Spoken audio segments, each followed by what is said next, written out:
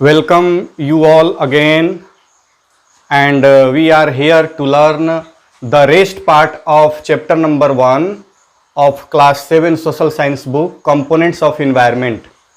And I am here to teach you the part 2 section.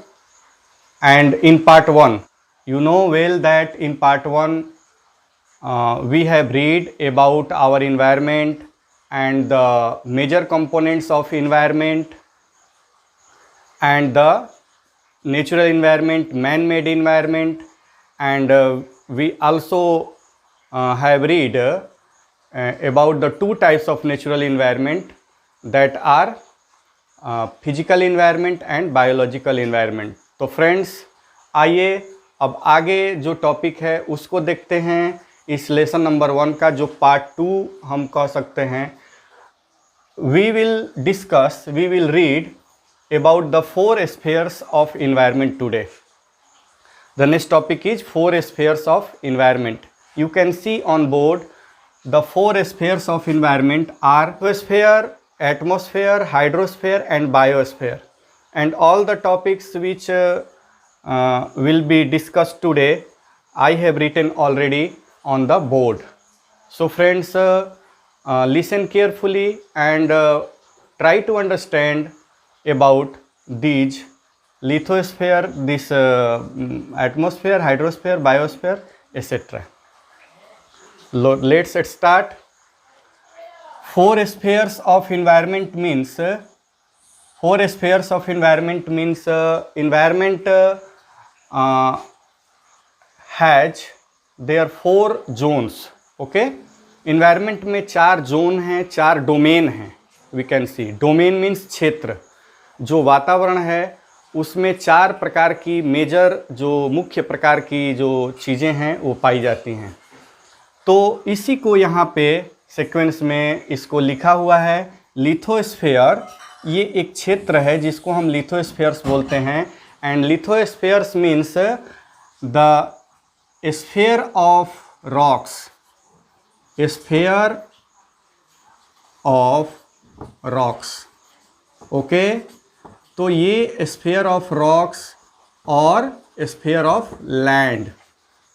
Okay, उसी तरह से atmosphere, sphere of air, hydrosphere, sphere of water and biosphere, sphere of life. तो अब हम इसमें sphere of rocks का मतलब है आपको कि ज़मीन, जो भी हम land portion, the huge mass of land is present on the earth, and this huge mass of land is known as sphere of rocks, sphere of land, and it is known as lithosphere.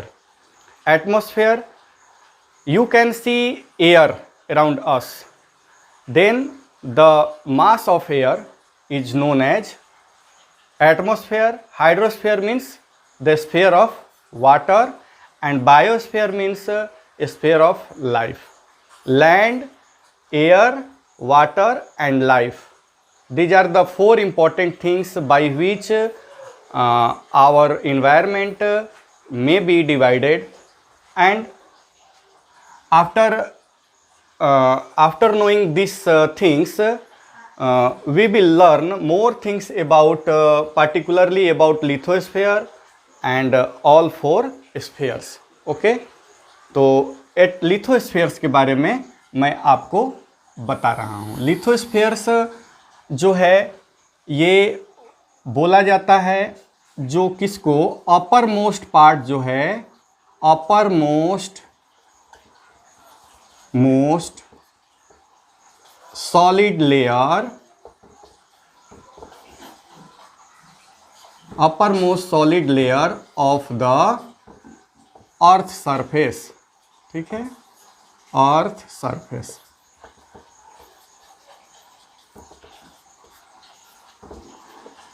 बहुत ही easy way में इसको समझेंगे. Lithosphere क्या है? ये जो upper most part है, यानी इससे ऊपर, ये लिक्विड फॉर्म में नहीं है, पूरा तरह से ये सॉलिड लेयर है. और इसका जो थिकनेस है वो थिकनेस याद रखना, थिकनेस इसका जो मोटाई है वो है ऑन एवरेज 100 किलोमीटर। तो ये इसको हम लिथोस्फीयर्स बोलते हैं। Lithosphere is important part of environment because we live and all types of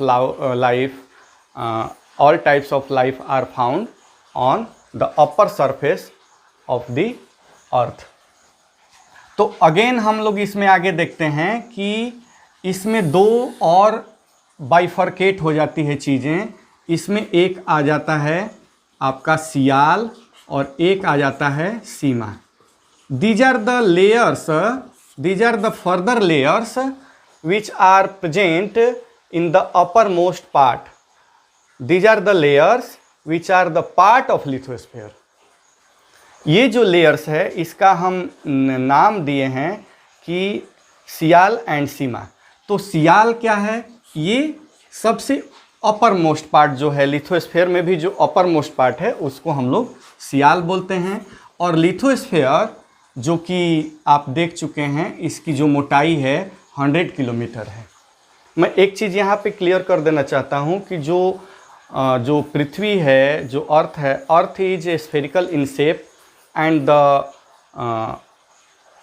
radius of the earth we can see means the thickness from the surface of the earth to the centre of the earth is approx 6400 kilometre. इसकी मोटाई बहुत ज़्यादा है और diameter की बात करते हैं तो इसका डबल कर लेंगे। तो thickness from the thickness of the radius is 6400 kilometre. अब आते हैं, एक आपको डेटा दे दिए हम। इसके बाद सियाल की क्या मोटाई है? तो approximately sial is 8 kilometre to 25 kilometre तक इसका थिकनेस यानी इसकी मोटाई कही जाती है, जो कि sial is the uppermost part of lithosphere which is approx 100 kilometre in thickness. Okay, sial क्यों बोलते हैं इसको? मतलब uppermost part of lithosphere is made up of silica and aluminium. Okay, silica and aluminium. Silica and aluminum are two elements which are found in abundance in the uppermost part, and therefore due to the huge presence of silica and aluminum in the uppermost part of lithosphere we call sial. and after that sima. Sima में आपका silica and magnesium जो elements हैं वो मिल जाते हैं। ठीक है, सीमा में क्या है? Silica and magnesium are found in the abundance. So sima जो है ये बाद वाली लेयर है and sima is found at the bottom of ocean floor. Okay students, next topic atmosphere को समझते हैं। Atmosphere means a sphere of air. तो you know that earth is surrounded by air. Earth is surrounded by air and this envelope which covers a whole earth around it is called atmosphere, and this air is also made up of by different types of gases. Okay, like carbon dioxide, nitrogen, oxygen and many others gases. Atmosphere play an important role for providing life on the surface of the earth। और इसमें atmosphere में हम लोग देखते हैं कि it is most dynamic in nature. The main important thing of atmosphere is that atmosphere is called most dynamic in nature. Most dynamic, सबसे ज़्यादा गतिशील ये प्रकृति में पाया जाता है, क्योंकि the changes occur in atmosphere in very fast rate. We can see the changes in atmosphere, we can see the movement of wind, and any changes can be seen very sudden. So atmosphere क्या है कि बहुत ही most dynamic है ये nature में, okay, बहुत most dynamic in nature है। इसके बाद आते हैं हाइड्रोस्फीयर, जो कि बोला जाता है sphere of water, sphere of water. तो आप इसमें जानते हैं कि water is present on the surface of the earth, inside the surface of the earth and above the surface of the earth. Water का जो प्रेजेंस है डिफरेंट फॉर्म्स में, वो पृथ्वी की सतह पे है, पृथ्वी की सतह से नीचे भी है, एज अंडरग्राउंड वाटर वाटर पाया जाता है, और ये एज ए वाटर वेपर ये पृथ्वी के यानी अर्थ सरफेस के ऊपर भी पाया जाता है। It means water is found above the surface of the earth, inside the surface of the earth and on the surface of the अर्थ। इसमें फ्रेंड्स जो मेन चीज़ें हैं कि हम लोग बोलते हैं अर्थ को blue planet due to the presence of hydrosphere, due to the presence of water. But how much water is found on the earth surface, we must know approximately 71% of the total surface area, okay, total surface area of the earth, surface area of the earth is covered by water. Water, you can see water is found in the form of oceans on the surface of the earth. Water can be found in the form of rivers, in the form of different types of water bodies like ponds, lakes, etc. So all water, the mass of water is called hydrosphere, which is found in different types of water bodies. Okay, तो 71% जो surface है, सबसे main चीज़ ये है कि अर्थ का 71% total surface का वहाँ पे वाटर पाया जाता है, और इसका मतलब है कि 29% ही उसमें लैंड पोर्सेस होता है, और these mass of land is known as continents. Mass of land are found in the form of different continents, Asia, Europe, ठीक है।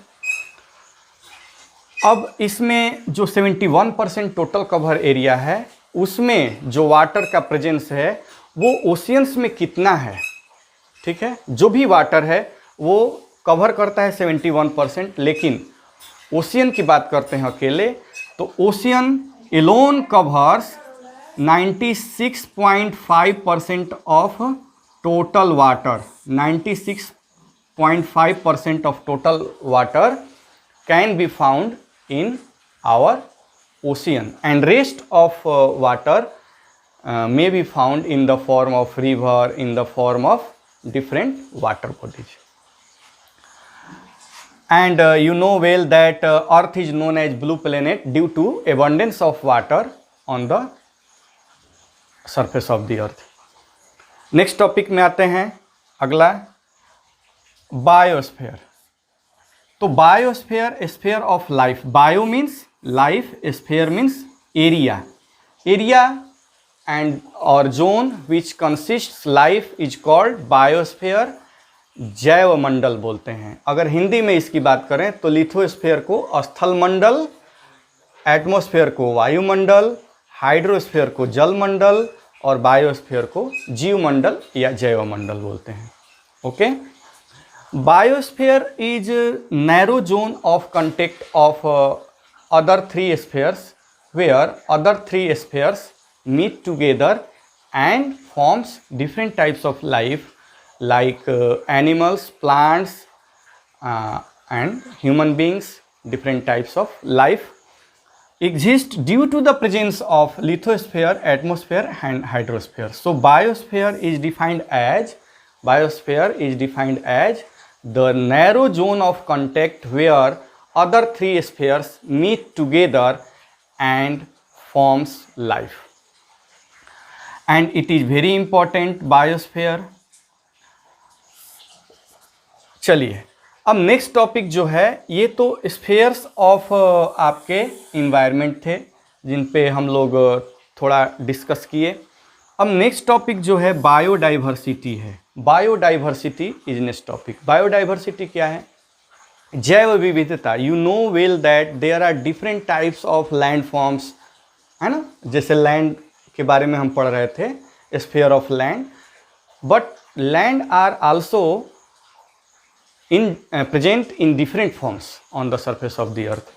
तो बायोडाइवर्सिटी ये क्या है कि different types of life found on the surface of the earth. A variety of life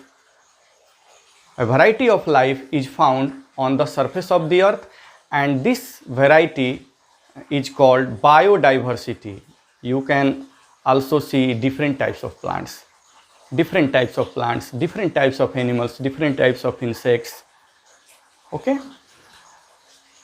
the variety of life, it means variety of plants, variety of animals, variety of insects, variety of birds.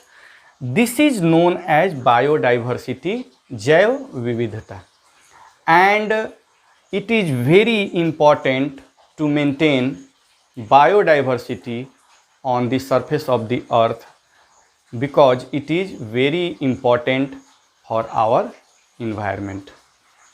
तो biodiversity को preserve करने के लिए, इसको protect करने के लिए हमारी गवर्नमेंट ऑफ इंडिया ने, ठीक है, हमारी गवर्नमेंट ऑफ इंडिया ने इन ईयर 1972 एक लॉ बनाया जिसको कि हम लोग बोलते हैं wild life protection act 1972. Okay, in government of India has passed wild life protection act in 1972, and this act is known as Wildlife Protection Act 1972 to protect the hunting of animals, to protect the biodiversity. Okay, and if anybody hunts और किसी भी कारण से वो अगर जानवरों को या जीवों को कोई हानि पहुंचाता है तो it is a punishable crime. ये अंडर द लॉ, ये एक अपराध है कानून की नज़र में। तो इस तरह से गवर्नमेंट ऑफ इंडिया ने ये कदम उठाया ताकि बायोडाइवर्सिटी बहुत ही इम्पोर्टेंट चीज़ है और हम सभी के लिए आवश्यक है। जितने भी पेड़ पौधे या एनिमल्स होंगे डिफरेंट टाइप्स के, वो हमारे जीवन के लिए बहुत ज़रूरी हैं, क्योंकि हमारा इंटरेक्शन जब नेचुरल इन्वायरमेंट से जितना अधिक होगा तो वो उतना ही अधिक होगा। तो इसके लिए वाइल्ड लाइफ प्रोटेक्शन एक्ट 1972 में गवर्नमेंट ऑफ इंडिया ने पास करके और उन क्या बोलते हैं wild life and plant life दोनों को प्रोटेक्ट करने का ये बहुत बड़ा एक स्टेप उठाया। तो in this series government of India has set up different types of natural park in our country and different types of wildlife sanctuary. Natural park जो और वाइल्ड लाइफ सेंचुरी ये एक ऐसे प्लेसेस हैं, डिमार्केटेड एरिया होते हैं जहाँ पे हम वाइल्ड लाइफ को और नेचुरल थिंग्स को प्रोटेक्ट करके रखते हैं ताकि हमारे बायोडाइवर्सिटी को उसमें हम इनरीच कर सकें, उसको बायोडाइवर्सिटी को हम प्रोटेक्ट करके इनरीच कर सकें ताकि हमें बहुत ही अच्छा एक वातावरण मिले और डिफरेंट टाइप्स के नेचुरल डिजास्टर्स हमको न झेलना पड़े। तो this is the I want to tell you the basic difference between natural park and wildlife sanctuaries. Natural park वो एक जगह है जो डिमार्केटेड होता है, पूरी तरह से प्रोटेक्टेड होता है, ठीक है, वाइल्ड लाइफ के लिए, और no human activities are allowed in national park. और वाइल्ड लाइफ में क्या है कि in some extent human activities can be permitted in wildlife sanctuary, and wildlife sanctuary are set up to protect the whole natural things as well as animals life. तो तो ये basic अंतर है कि इसमें natural park में कुछ हम एक्टिविटी को बिल्कुल अलाउ नहीं करते हैं, बट वाइल्ड लाइफ सेंचुरी में एक हद तक, एक एक्सटेंट तक वहाँ पे ह्यूमन एक्टिविटीज़ को परमिट किया जाता है। अब इसी कड़ी में हम जान लेते हैं कि how many national parks and wildlife sanctuaries in our country.